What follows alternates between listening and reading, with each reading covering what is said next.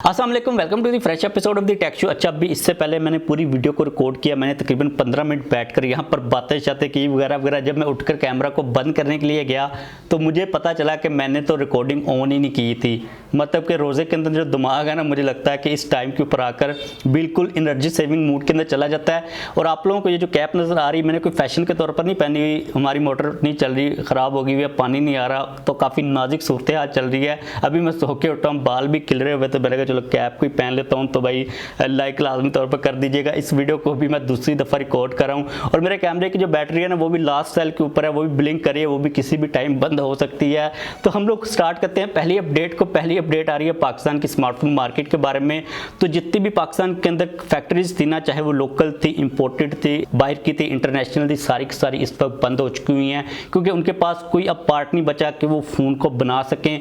Reason काफ़ी ज़्यादा simple सी है। आपको पता है कि इंपोर्ट के ऊपर तो पाबंदी एलसी से ओपन नहीं हो रही, तो वो कहाँ से फोन्स को बनाएंगे। पाकिस्तान के अंदर कोई प्रोडक्शन तो हो नहीं रही थी, असेंबलिंग ही हो रही थी। और इसके अलावा उन लोगों ने अपने एम्प्लॉयज़ को एक हाफ मंथ की जो सैलरी थी ना, वो देकर कह दिया हुआ है कि जब फैक्ट्री दोबारा से खुलेगी तो आपको हम लोग बुला लेंगे।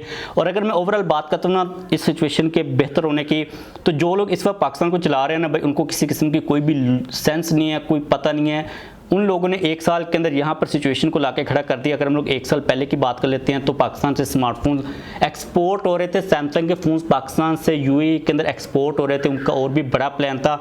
और आज ये सिचुएशन है कि हर चीज़ बंद, शट ऑफ हो चुकी हुई है। अगर मैं अपनी बात कर लेता हूँ ना, क्योंकि हम लोग इसी से कनेक्टेड हैं, तो फ़ोन्स लॉन्च नहीं हो रहे, कंटेंट यहाँ पर मौजूद नहीं, हम लोग कवर नहीं कर सकते।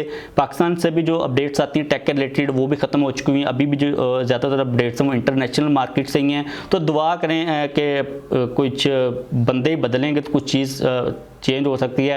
अदरवाइज़ मुझे नहीं लगता कि अगर यही लोग इस तरह चलाते रहे तो कोई बेहतरी आ सकती है। अब ये तो हर किसी को लॉजिक समझ आ रहा है, क्योंकि अब हमारे सर्वाइवल का मसला बन चुका हुआ है। तो आप इसको पॉलिटिकल समझे, जो भी समझे, इस वक्त जो गवर्नर कर रहे हैं उनको किसी किस्म की कोई भी सेंस नहीं है। बात करें नेक्स्ट अपडेट की, जो कि है सैमसंग के बारे में। तो सैमसंग की जो FE सीरीज़ है वो वापस आने वाली है। इससे पहले काफ़ी ज़्यादा रूमर्स आ रहे थे कि सैमसंग में भी FE सीरीज़ को ख़त्म कर दे, क्योंकि सैमसंग ने S21 FE को लॉन्च किया, उसके बाद S22 FE नहीं आया।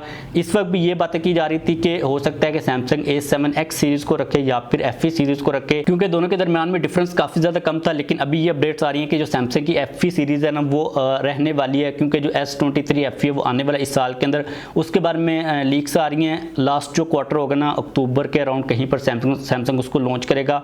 एक्सोनस का 2200 का प्रोसेसर कहा जा रहा है, 50 मेगापिक्सल का सेंसर कहा जा रहा है कैमरा का। लेकिन हमारे लिए स्पेसिफिकेशन अभी इतनी इंपॉर्टेंट नहीं है। हमारे लिए ये चीज़ इंपॉर्टेंट है कि सैमसंग उसको रखे ही रखे, क्योंकि अभी कुछ भी हो सकता है। क्योंकि अगर हम लोग रूमर्स के ऊपर देखते हैं ना, तो वो ये कह रहे हैं कि सैमसंग अभी थोड़ा सा कंफ्यूज चल रहा है, मे बी A7X सीरीज को लेके या फिर FE सीरीज को लेके। लेकिन मेरी पर्सनल ओपिनियन ये है कि पिछले कुछ साल डेढ़ साल के अंदर एक तो चिप्स का काफ़ी ज़्यादा मसला था, इसके अलावा जो टाइमलाइन थी ना प्रोडक्शन को लेके, वो थोड़ी सी डिस्टर्ब चल रही थी पूरी दुनिया की। तो सैमसंग ने इसलिए S22 FE फ़ोन को स्किप करवा दिया हुआ था। लेकिन अगर हम लोग इस वक्त करंट सिचुएशन के ऊपर देखते हैं ना, तो हालात काफ़ी हद तक नॉर्मल हो चुके हैं। ग्लोबल मार्केट के जो चिप्स की शॉर्टेज थी वो भी बिल्कुल ख़त्म हो चुकी हुई है, और जो टाइमलाइन है वो भी काफ़ी हद तक सेट हो चुकी हुई है। तो होपफुली हमें इस साल के अंदर सैमसंग का S23 FE स्मार्टफोन लॉन्च होता हुआ नजर आएगा।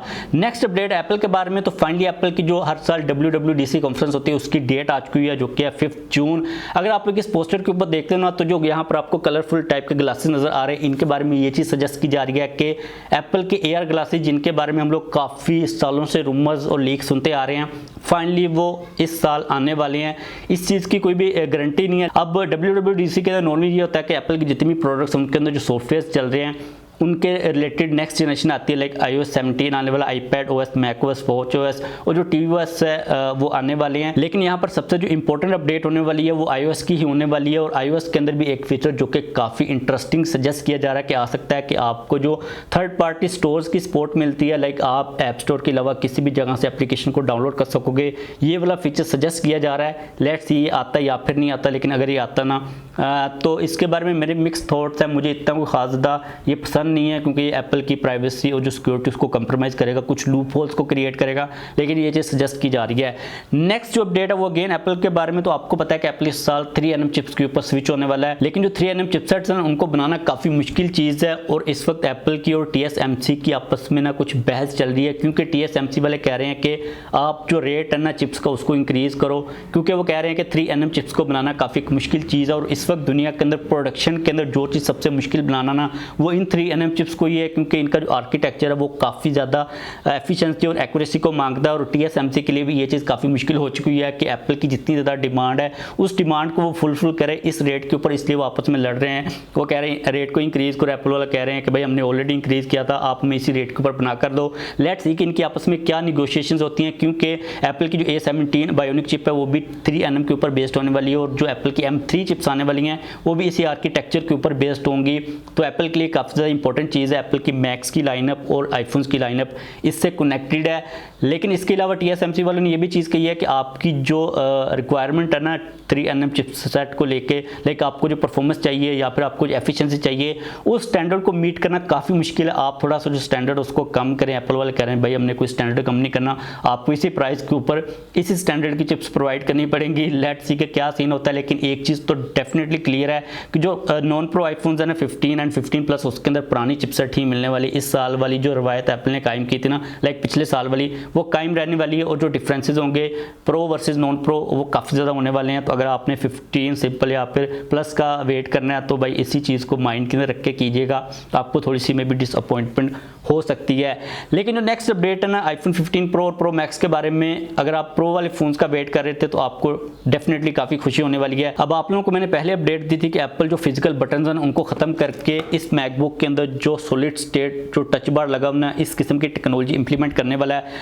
अब यहाँ पर एक इंटरेस्टिंग चीज़ ये है कि जब मैंने नॉर्मल फिंगर के साथ यहाँ पर क्लिक किया ना तो ये कोई यहाँ पर बटन मौजूद नहीं है, नीचे वाली साइड के ऊपर वाइब्रेशन होती है, जिसकी वजह से मुझे ये फील आती है कि मैंने किसी ना किसी बटन को प्रेस किया, लाइक फिजिकल बटन को प्रेस करने वाली फील यहाँ पर आ रही होती है।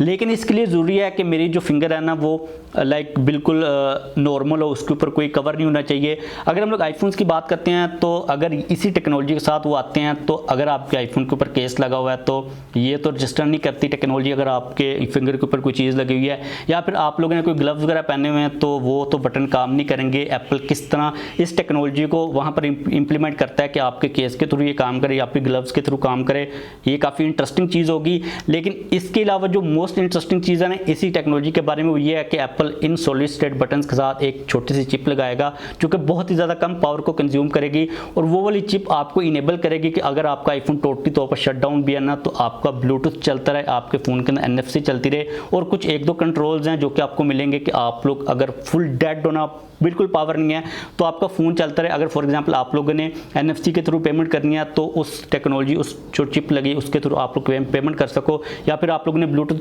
को यूज़ करना है तो उस टेक्नोलॉजी के थ्रू ब्लूटूथ चलता रहे। और इसके अलावा यहाँ पर एक और चीज़ जो कि काफ़ी इंप्रूव होने वाली है वो है आईफोन की ट्रैकिंग। लाइक फॉर एग्जाम्पल आपका फ़ोन कहीं पर गिर गया, किसी ने उसको बंद भी कर दिया, तो इस चिप के थ्रू आप लोग ज़्यादा अच्छी तरीके के साथ अपने फ़ोन को ट्रैक कर सकोगे, क्योंकि इससे पहले एप्पल ने आईफोन के अंदर ये फीचर दिया कि अगर आपने फ़ोन को पावर ऑफ भी कर दिया फिर भी आप लोग उसको ट्रेस कर सकते हो फाइंड माई आईफोन के थ्रू। तो ये चीज़ भी काफ़ी इंप्रूव होगी इस नई चिप के साथ। इसके अलावा एक और इंटरेस्टिंग चीज़ ये भी आने वाली है कि आपके जो बटन होंगे ना सॉलिड स्टेट बटन, आप लोग उनको कस्टमाइज भी कर सकोगे। लाइक आपने वॉल्यूम अप डाउन तो करना ही करना है, इसके अलावा आपको ऑप्शन मिलेगा कि आपने अगर बटन को दबाकर कैमरा को ऑन करना है तो आप उसको कस्टमाइज कर सकोगे, या फिर आपने फ्लैशलाइट को ऑन करना है, इस किस्म का कोई भी आपने फीचर एडिशनल उसको कस्टमाइज करके लगाना है तो ये ऑप्शन भी मिलने वाला है, जो कि मुझे लगता है काफ़ी एक इंटरेस्टिंग चीज़ होगी।